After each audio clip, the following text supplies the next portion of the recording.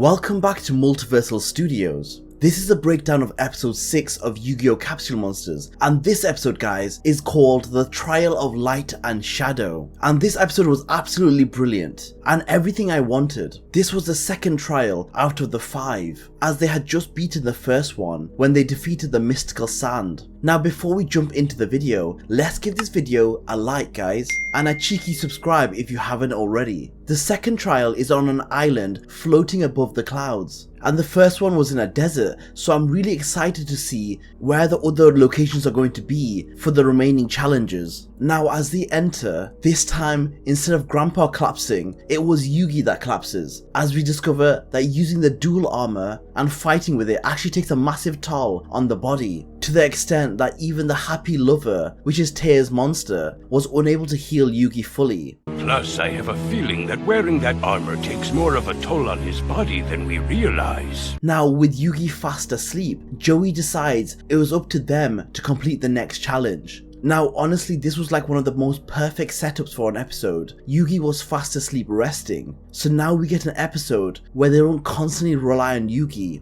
A good time for the side characters to prove their worth. Now they receive another scroll, but this time it's much more cryptic and hard to understand, like a riddle should be, something we were missing from the first trial. Now the scroll said, "The Trial of Light and Shadow. Once a day, the unbreakable stone appears in the Valley of Light. To achieve the impossible, fight with the power that's greater than physical might." Now from first hearing that, honestly, I have no idea what that means, which is actually more exciting as we can slowly start to understand and figure it out as the episode goes on. Now, Teia being worried about Yugi, she actually stays behind to look after him, whilst Joey, Tristan and Grandpa go ahead to figure out the next challenge. Now, usually I would be upset by this since I want Teia to be a part of the action. However, I think this actually makes a lot of sense, leaving Yugi undefended in a strange area with potentially dangerous monsters lurking around. Probably not the best idea. Now they head to the closest valley which they could find, and Grandpa says this: I'm getting too old for this.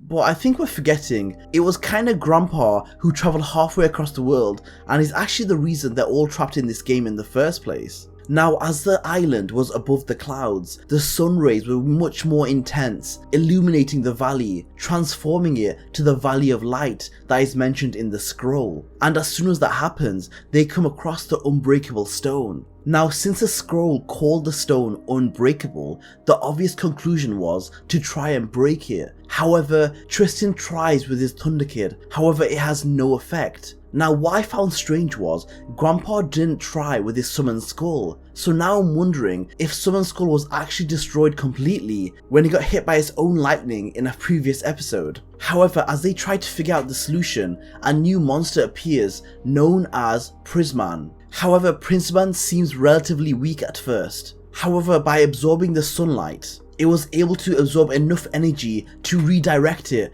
as incredibly dangerous blasts of light. Now if you're wondering how powerful were these blasts, well, there's a scene where Joey tries to block the blast with his flame swordsman and the beam smashes right through his sword. Now they soon discover that the second part of the scroll actually meant the Prisman. Fight with the power that's greater than physical might, which was the intense rays of sunlight. Now they baited the monster to attack the unbreakable stone, which was the only thing that managed to damage it. Now once the stone had been broken, they also destroyed Prisman right after. Now what I've always wondered is, what if they destroyed the Prisman before they realized that he was necessary to destroy the unbreakable stone? Would that mean they just failed the challenge and then have to try again tomorrow? Now after they destroyed Prisman, they all thought they had won the challenge. However, a new monster appeared from the rubble of the unbreakable stone, which was Skull Guardian. Now this is the part of the episode I wish was kind of rewritten, because Yugi wakes up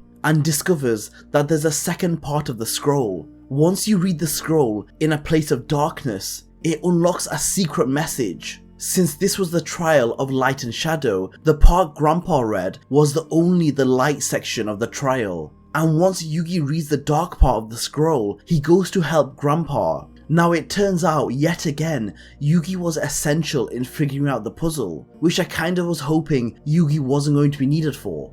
for at least one episode. They could have changed it so that Grandpa was the one to figure that out, and that would be his contribution towards the challenge. Now the darkness part of the scroll read, "When light is extinguished, the true test begins. For a creature of darkness it brings, but only the righteous and peaceful shall pass and receive the endowment of wings." So the light is referring to the Prisman. So when it was defeated, it brought out the dark creature, which was the Skull Guardian. When Yugi arrives, they were already being attacked by the Skull Guardian, and Yugi merges with his Dark Magician once again, using his dual armor. Now whilst fighting it, a treasure chest appears, where the Unbreakable Stone was held. This is the exact moment Joey launches an attack with the Flame Swordsman, which is actually stopped by Yugi. You see, as soon as the treasure chest appeared, the Skull Guardian was no longer a threat, and by stopping Joey's attack, it proved to the challenge that this group was righteous and peaceful. Now I won't lie, this test was insanely difficult. Like, how are they supposed to know the Skull Guardian was going to stop attacking once the treasure chest was shown? This episode had a great start. I wish Yugi didn't have to come in and save the day like he always does, because Yugi pretty much figured everything out in a few minutes. Which just shows that if Yugi wasn't tired or hurt from the last challenge, they would have passed that challenge much faster, which kind of feels like Yugi is carrying. Now inside the treasure chest were wings, like exactly angel wings. Now at first I thought the endowment of wings was a metaphor, but it was literal. Now as soon as they pass the test, the Masked Warrior appears once again and tells them that this test measures their character, and that if they had attacked the Skull Guardian after the treasure chest had appeared, they would have failed. Now this is a really important moment as he answers some of the questions we had. He also states that he oversees these trials, which makes sense. If he's a part of the game, he could potentially appear when they need desperate help. Now Atem asks him what would happen if they fail a task, and the answer to his question was what I assumed. They would be trapped in the game